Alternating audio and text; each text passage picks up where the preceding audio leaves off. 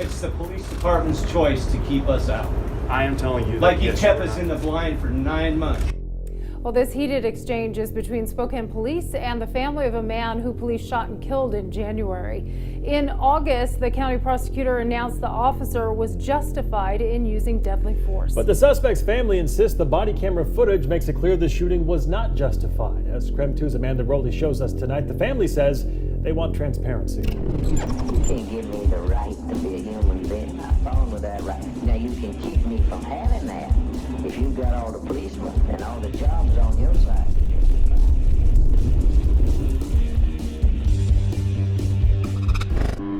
Thanks for joining me for another video. This one is a little different than what I've presented in the past. On October 7th, 2020, I attended the ongoing monthly protest that takes place the 7th of every month to both protest police brutality, but also bring awareness to the murder of David Novak by Spokane police officer Brandon Rankin.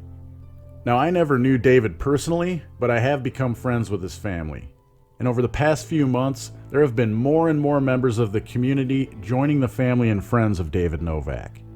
Once they've heard the parts of the story that have come out through the perseverance of this family, these community members have grown concerned with the order-following heroes protecting the corporation of Spokane. They start to see the lack of transparency and the control of the narrative coming from the corporation. Character assassination usually is, and was in this instance, the first propaganda attack launched to control the narrative. The idea is to make the rest of the servant class to this corporation think David Novak was a throwaway person, not worth worrying about or even looking into. They're trying to sell the idea that he just didn't follow orders given by heroes, and this justifies his murder by order follower Rankin. I'll include links to all the videos I've done on this murder for those who haven't seen them or want more information in the description of this video. If you're someone who backs the blue, I invite you to come down to this protest that takes place monthly in front of the Spokane County Courthouse and learn about the way law enforcement manipulates, intimidates, and lacks the transparency necessary to heal the wounds of a community when a member of its order-following Blue Line family shoots and kills an individual we're told they're here to protect and keep safe. The protest takes place from noon to 1 on the 7th because it was the 7th day of the month of January in 2019 when David was killed by order follower Rankin. Come down and join myself, David's family, and other caring members of the community. Have a conversation and earn some new friends while you're at it. For now, I want you to listen to David's mom, Debbie, and his sister, Crystal, tell their experience with the police and what happened to David in their own words. While you watch, please remember to upvote, reblog, and share this on all your social media, subscribe, and leave me a comment with your thoughts. I'm here with Debbie and Crystal Novak in front of the Spokane County Courthouse. We're here to protest and raise awareness for their son and brother David Novak, who was killed on January 7th of 2019 by the Spokane police. So I just want to have them explain what happened in their own words. I don't think I've ever done that for you guys, so here you go. Okay. Debbie. This is my son, David Novak. Sorry, this is my son, David Novak. He lives in the Emerson Garfield neighborhood. He was shot and killed during the evening on January 7th, 2019. He was unarmed when he was shot and had been unarmed for 23 feet. There was 5 other police officers, is it 5 or 6? 5 other police officers on the scene when Officer Brandon Rankin. 7. There were 7 cops. On scene. 7 there on scene. So none of them shot except Officer Rankin. Officer Rankin was there the least amount of time. He shot within 11 seconds of coming on scene. He didn't know whose house it was. He didn't know who the person was. He didn't know what was going on. There was a lot of mistakes made that night by the Spokane City Police Department and by the dispatchers, and I guess they were Spokane County dispatchers. David was shot in the back. We didn't figure out that David was shot in the back till 9 months, till September of 2019. That's another hot topic with me and with my family because the Spokane Police Department, the city of Spokane, did not release records to us for 9 months. That is so outrageous to withhold information for that long. And there was a lot of other things that happened that were despicable, just plain mean.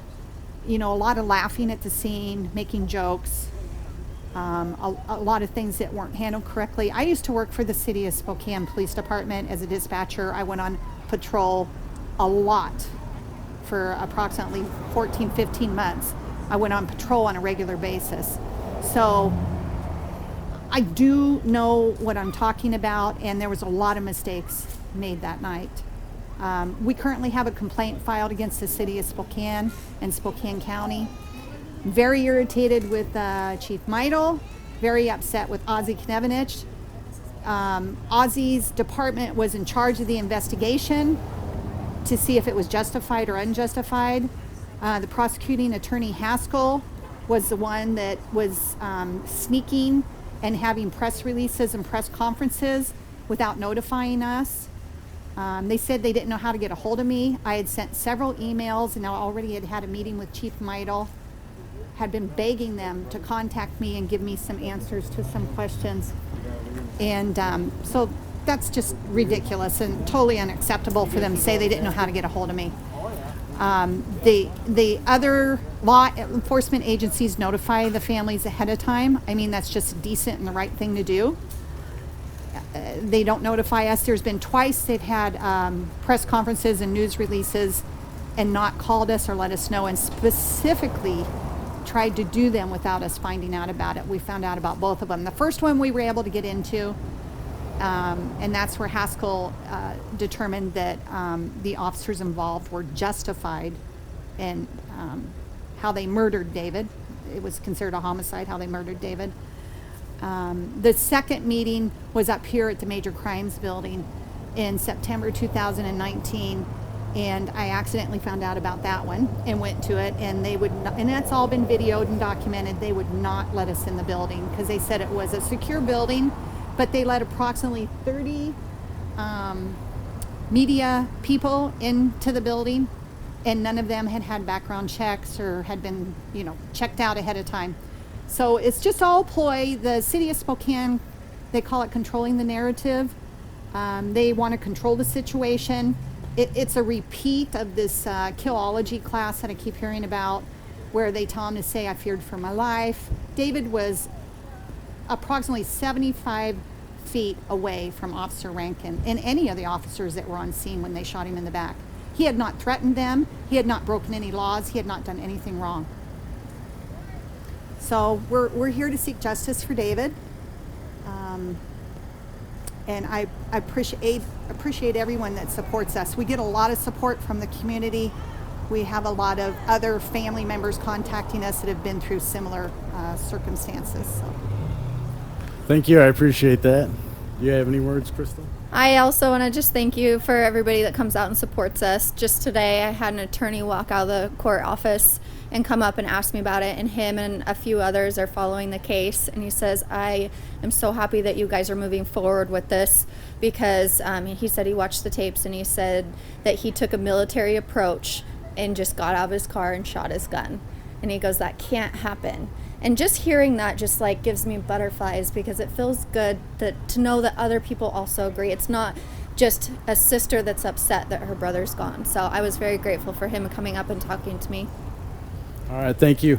I just want to say to both of you too, if that ever happens again with another press conference and they keep you guys out, try to remember Fordyce versus Seattle. It's actually in the 9th District Court. It says that we are all the press, just like the First Amendment does. So if they let any press in, they can let you guys in.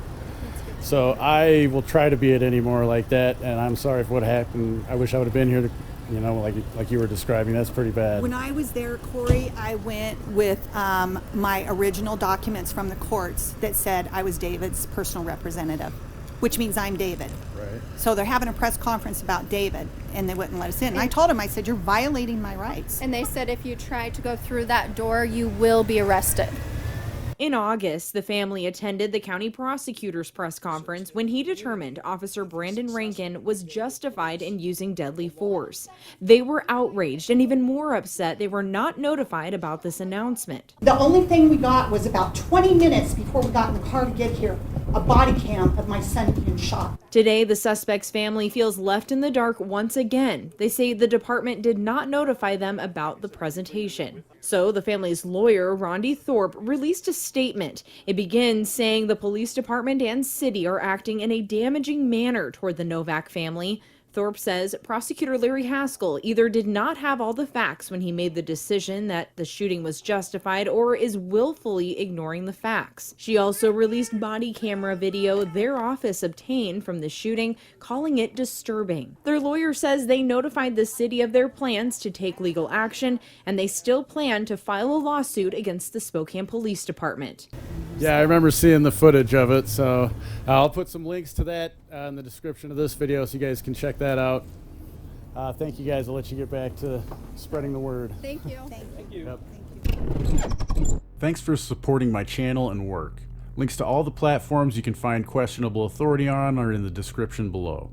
And there's lots of ways to help me grow and dedicate more time to this channel. Of course, links to PayPal, Dash, Bitcoin, and others are listed. But you don't have to part with your capital to support me.